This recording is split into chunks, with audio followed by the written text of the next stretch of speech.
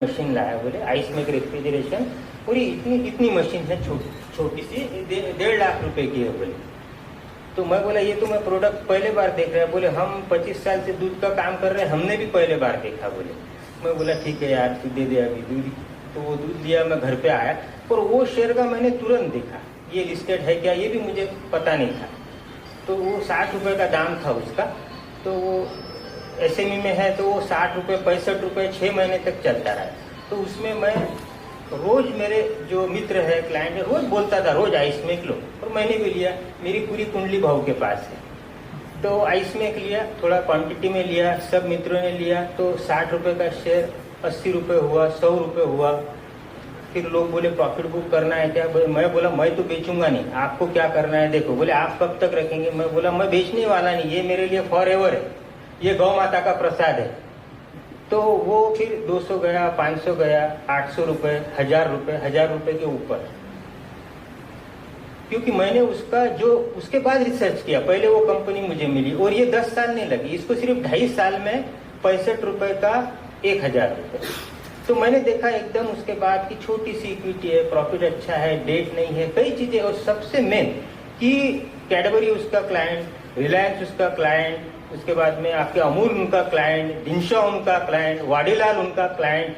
कोई भी ऐसा जायंट नहीं है इंडिया का कि वो उनका क्लाइंट नहीं है। तो अभी उसका क्या देखने का बैलेंस शीट।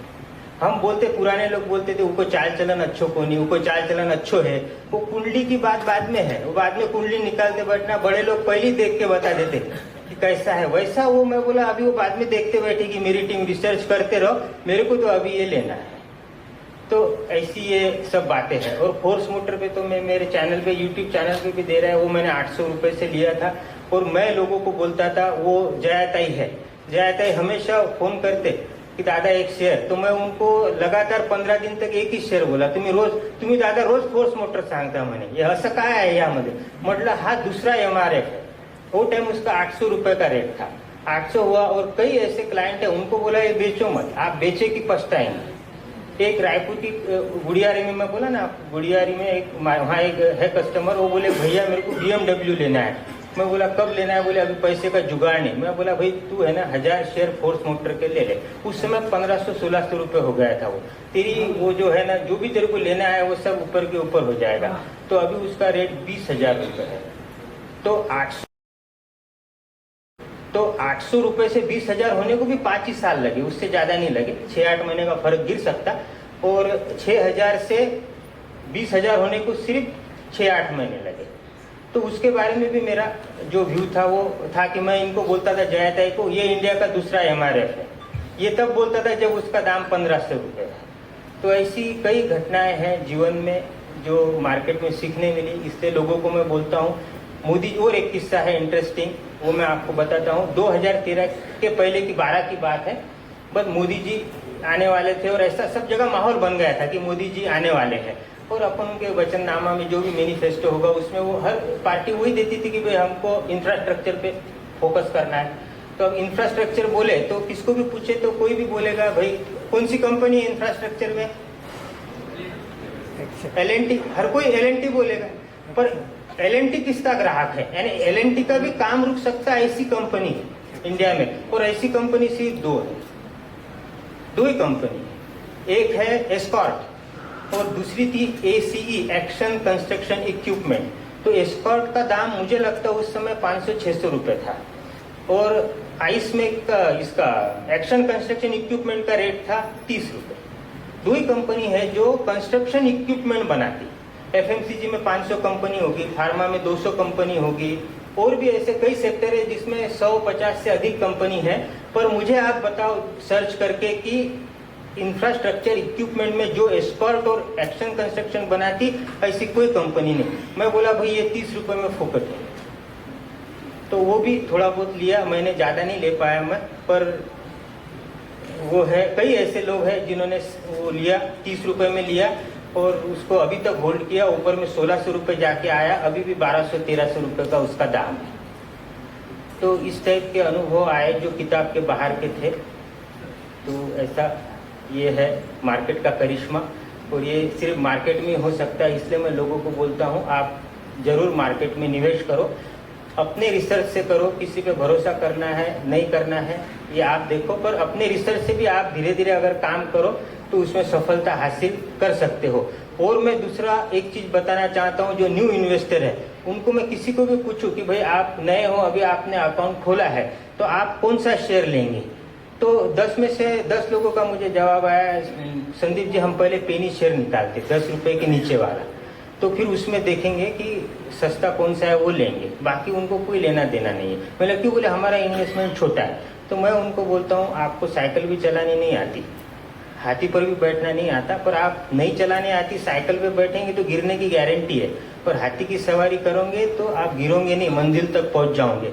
इसलिए अगर शुरुआत आपकी है तो आप ब्लू चिप कंपनी के साथ रहो, अच्छे ग्रुप के साथ रहो, आपको मुनाफा कम मिलेगा, हो सकता है 3 साल तक आपको बिल्कुल एवरेज 10-20% का ही प्रॉफिट हुआ हो, पर आपको सीखने मिलेगा मार्केट की चाल क्या है, कौन सा शेयर कैसा परफॉर्म करता, और अनुभव बुरा नहीं आएगा। सबसे मेन मैंने उनको बोला आप जब पेनी शेयर में काम करोगे तो आपको अनुभव बुरा आएगा, फिर आप बोलेंगे मार्केट बुरा है, तो मैं उनको बोलता हूँ मार्केट को कभी बुरा मत बोलो। कोरोना में सारी दुनिया बंद थी, मार्केट चालू था, मार्केट कल भी था, मार्केट आज भी है, मार्केट कल भी रहेगा, मार्केट अपना चार्म कभी नहीं खोता है ना। कई पीढ़ियां आई चलेगी, तो मार्केट अच्छा ही है, उसे बुरा मत बोलो। ओपिनियन बुरा हो सकता, सेक्टर बुरा हो सकता, कोई शेयर बुरा हो सकता, कोई पर्सन बुरा हो सकता, मार्केट कभी बुरा नहीं होता। और दूसरी बात है कि भरोसा क्यों करना, ऐसा मैं सभी को बोलता हूँ। आपको अगर मैं बोलूं कि आप मेरे पे भरोसा करो तो आप बिल्कुल भी नहीं करने का। जो व्यक्ति बोले मेरे पे भरोसा करो, उस पे मार्केट में बिल्कुल अगर आप भरोसा नहीं करें तो आप समझ लो सफलता की पहली सीढ़ी चढ़ गए, क्योंकि भरोसा ये अपने आप एक दिन में होने वाली चीज नहीं है। प्यार और व्यापार में यही फर्क है। मैं कहता हूँ कि प्यार पहले नजर में हो सकता है और व्यापार में जो है इसमें सालों लगते हैं। आप मुझे आजमाएंगे, मैं आपको आजमाऊंगा, ये नेचुरल है, इसमें क्या बुरा है। तो ये सब प्रिकॉशन लेके कोई भी छोटे से छोटा इन्वेस्टर बड़े से बड़ा व्यक्ति बन सकता है। एक और न्यू इन्वेस्टर जो है, यंगस्टर है, वो कॉलेज के स्टूडेंट है, वो कभी मिलते हैं कॉलेज में, मुझे लेक्चर के लिए बुलाते हैं, तो सब होने के बाद बोलते सर हमको बोले एकदम अंबानी टाटा ऐसा बनने का है। तो मैं बोला भाई वैलिडिटी क्या है, कितने दिन में बनने का है। तो वो बोले रातों रात। तो मैं बोला क्यों, तो बोले वो हमारे रोल मॉडल है, टाटा अंबानी ये रोल मॉडल है, इसलिए हमको वैसा बनना है।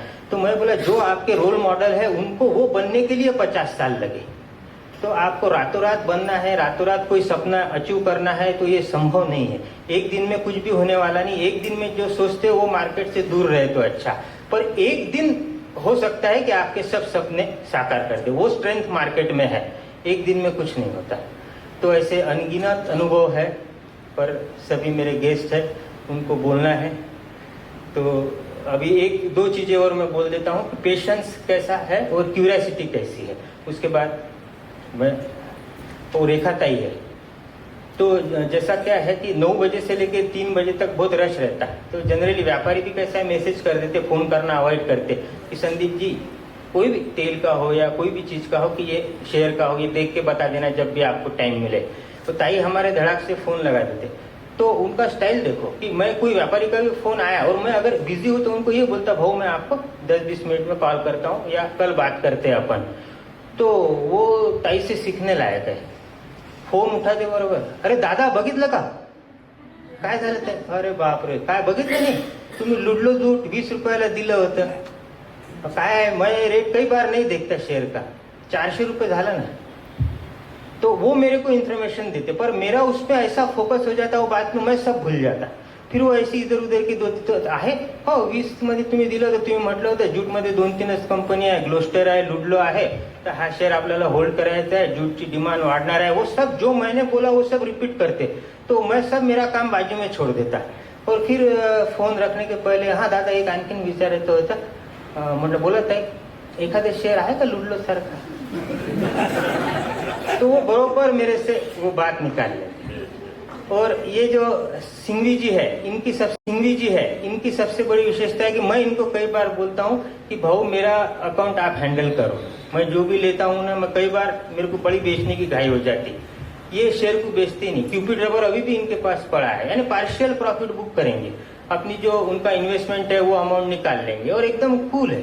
यानी ऐसा उनका फोन आएगा कि वो अपना 6 रुपए का क्यूपिड है तो अभी 800-900 रुपए हो गए। तो मैं बोला भाई पहले बेचो ना, अभी काय को आप वेट कर रहे हैं। फिर वो हाँ बेच देता।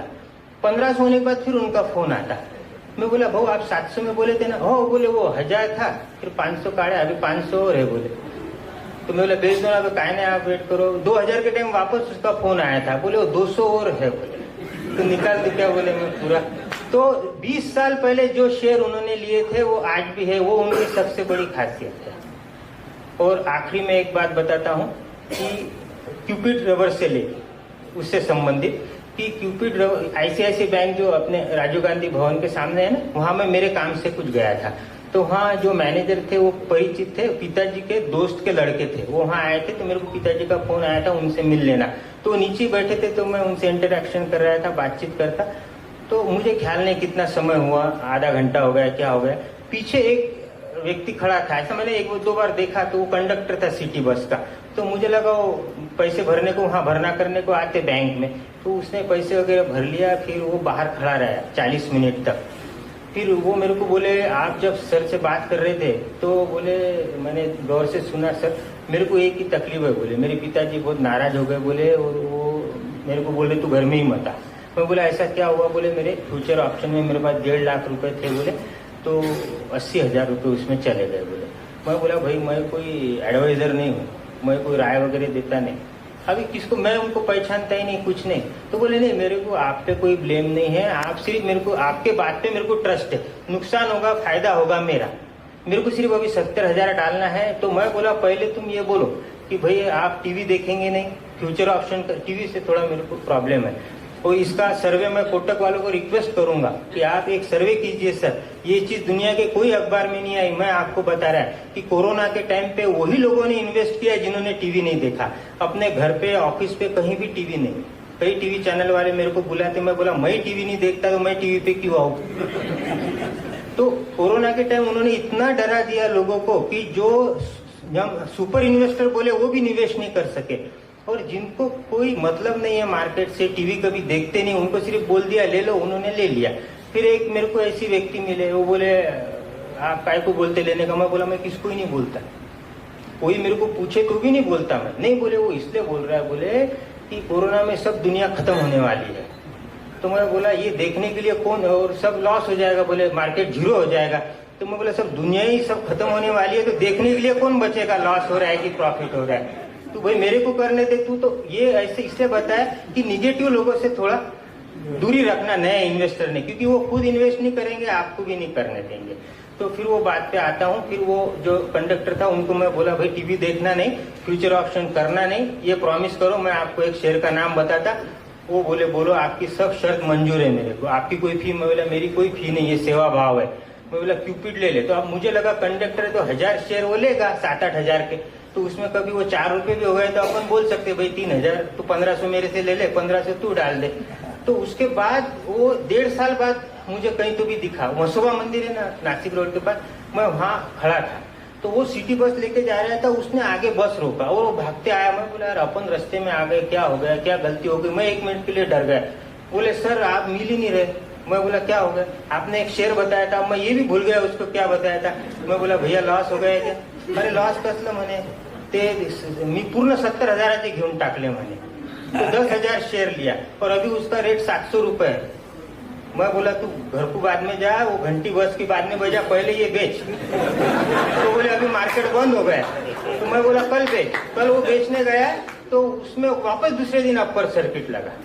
तो ये सब करिश्मा मार्केट में होता है। तो जो अभी नए निवेशक है वो सोचिए क्या करना है क्या नहीं करना है। Thank you.